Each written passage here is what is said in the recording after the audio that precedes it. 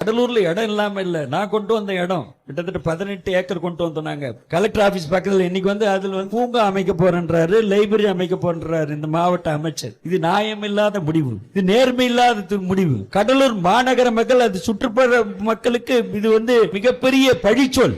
புரியல, நமக்கெல்லாம் மிகப்பெரிய வேதனை. ஒரு புள்ளைய பள்ளிக்கூடம் அனுப்பிச்சிட்டு அந்த புள்ள தஞ்சாவூர்ல அந்த பஸ் ஸ்டாண்ட்ல இறங்கி ஆட்டோல வீட்டுக்கு வர வைக்கலாம். அந்த பெற்றோருக்கு தூக்கமே வராது. புள்ள வீட்டுக்கு வந்தாதான் நிலைமை. எவ்வளவு தூரம் வர முடியும்? 8-9 கிலோமீட்டர் டிஸ்டன்ஸ் இருக்கு இங்க இருந்து. அது கொண்டு போறது மிகப்பெரிய அபத்தமான செயல். இது ஒரு மந்திரி பதவி இருக்குன்னா மந்திரி பதவி எப்படியெல்லாம் கையாள வேண்டும் என்று அதிகார துஷ்பிரயோகம் பண்ணக்கூடாது. அதிகாரத்தோட உச்சபட்ச வரம்பு. நீ கடலூர் மாநகர மக்கத்துல 1.5 லட்சம் பேர் இருக்கிறாங்க. பாதிரிக்குப்பம், கோண்டூர், சாவடி அந்த பகுதியில சேர்த்து 1.5 லட்சம் பேர் இங்க குடும்பம் இருக்கிறாங்க. 1.5 லட்சம் மக்களுக்கு நீ நியாயம் வழங்கல, துரோகம் விளைவிச்சிருக்கிற.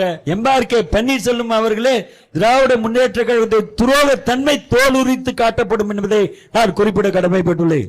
நம்ம ஆட்சி பஸ் ஸ்டாண்ட் மாற்றி அமைக்கப்படும். அது குடோனா தான் போகும்.